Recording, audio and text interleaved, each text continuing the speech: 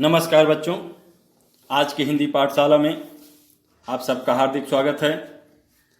आज हम पाठ 8 कारतूस जो एक एकांकी है जिसके लेखक हैं हबीब तनवीर के सार का अध्ययन करेंगे। सार का अध्ययन करने से पहले हम कारतूस के लेखक हबीब तनवीर के जीवनी के विषय में संक्षेप में अध्ययन कर लेते हैं। 1923 में छत्तीसगढ़ के रायपुर में जन्मे हबीब तनवीर ने 1944 में नागपुर से स्नातक की उपाधि प्राप्त की।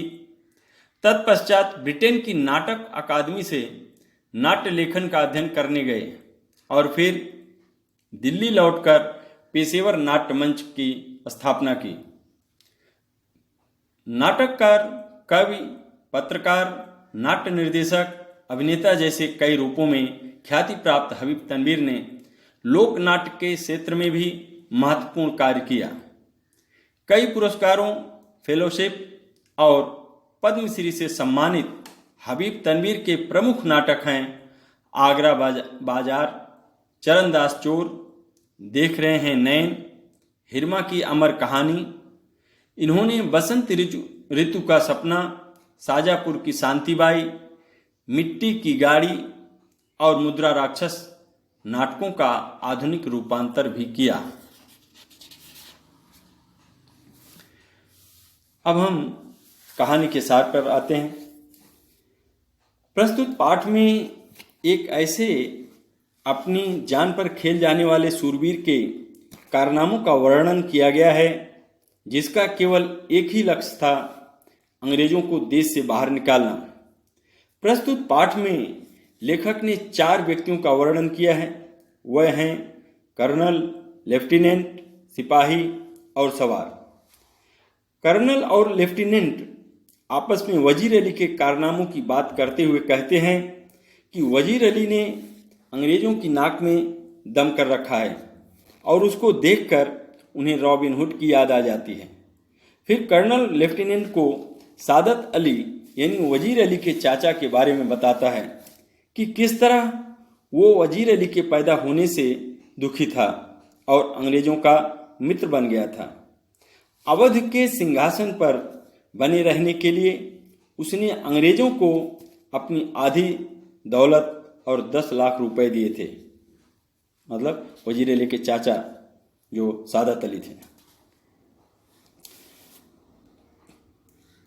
लेफ्टिनेंट को जब पता चलता है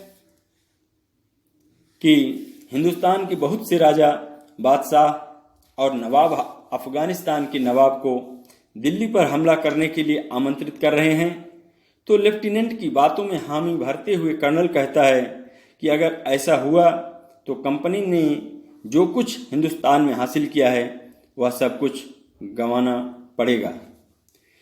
कर्नल की बातों को सुनकर लेफ्टिनेंट कर्नल से कहता है कि वजीर अली की आज़ादी अंग्रेजों के लिए खतरा है, इसलिए अंग्रेजों को किसी भी तरह वजीर अली को गिरफ्तार करना ही चाहिए। कर्नल कहता है कि तभी तो वह अपनी पूरी फौज को लेकर उसका पीछा कर रहा है और वजीर अली उनको सालों से धोखा दे रहा है। वजीर अली बहुत ही बहादुर आदमी है। वजीर अली ने कंपनी के एक वकील की हत्या भी की है। कर्नल ने हत्या की घटना का वर्णन करते हुए कहा कि वजीर अली को उसके पद से हटाने के बाद अंग्रेजों ने वजीर अली को बनारस भेज दिया था। कुछ महीनों के बाद गवर्नर जनरल, उस समय जो कि लॉर्ड वेलेस्ली थे गवर्नर जनरल, तो गवर्नर जनरल वजीर अली को कलकत्ता यानी कोलकाता में बुलाने लगा। वजीर अली ने कंपनी के वकील से शिकायत की कि गवर्नर जनरल उसे कलकत्ता क्यों बुला रहा है। वकील ने वजीर अली की शिकायत पर कोई गौर नहीं किया और उल्टा वजीर अली को ही बुरा भला कहने लगा। वजीर अली के दिल में तो पहले से ही अंग्रेजों के खिलाफ नफरत कूट कूट कर भरी हुई थी और वकील के इस तरह के व्यवहार ने वजीर अली को गुस्सा दिला दिया और उसने चाकू से वहीं वकील की हत्या कर दी।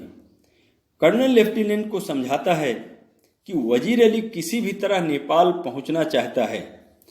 वहां पहुंचकर उसकी योजना है कि वह अफगानिस्तान का हिंदुस्तान पर हमले का इंतजार करेगा, अपनी ताकत को बढ़ाएगा, सादत अली को सिंहासन से हटाकर खुद, मतलब सादत अली जो उस समय अवध का नवाब था, वजीर अली को हटाकर सादत अली को अवध की नवाबी दी गई थी।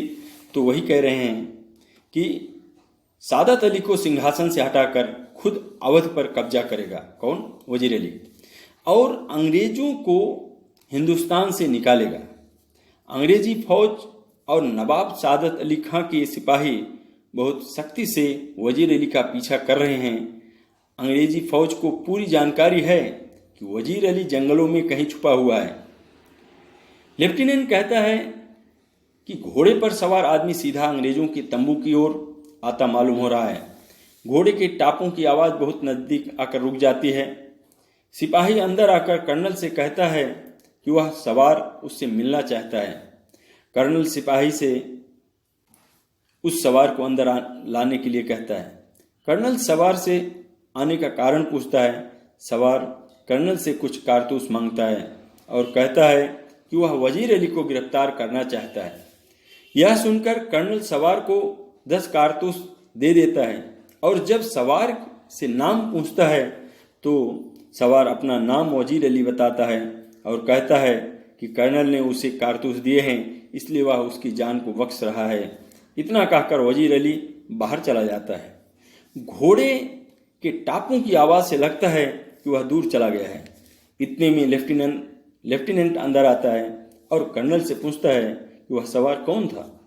कर्नल अपने आप से कहता है कि वह एक ऐसा सिपाही था जो अपनी जान की परवाह नहीं करता और आज ही कर्नल ने खुद देख लिया था। तो इस तरह से हमने उसके सार के विषय में अध्ययन किया, यानी कारतूस एकांकी के। अब हम देखते हैं कि कारतूस नामक एकांकी का उद्देश्य क्या है, यानी या प्रतिपाद्य क्या है उसका। तो संक्षेप में देखिए इसे। कारतूस नामक एकांकी का उद्देश्य है भारत को अंग्रेजी राज से मुक्ति दिलाने में तत्कालीन नवाबों के योगदान पर प्रकाश डालना। लेखक बताना चाहता है कि 1799 के आसपास कंपनी सरकार के पिट्ठू बिठाए जा रहे थे। भाई भाई की फूट का लाभ उठाकर देश को कंपनी सरकार का गुलाम बनाया जा रहा था। ऐसी स्थितियों में अवध के बर्खास्त नवाब वजीर अली ने कंपनी सरकार से सीधा संघर्ष मोल लिया।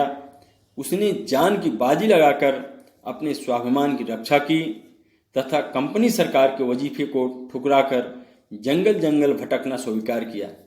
वजीर अली ने अवध की नवाबी वापस लेने के लिए अफगानिस्तान के बादशाह शाहजमा को भी हिंदुस्तान पर हमला करने का न्योता दिया।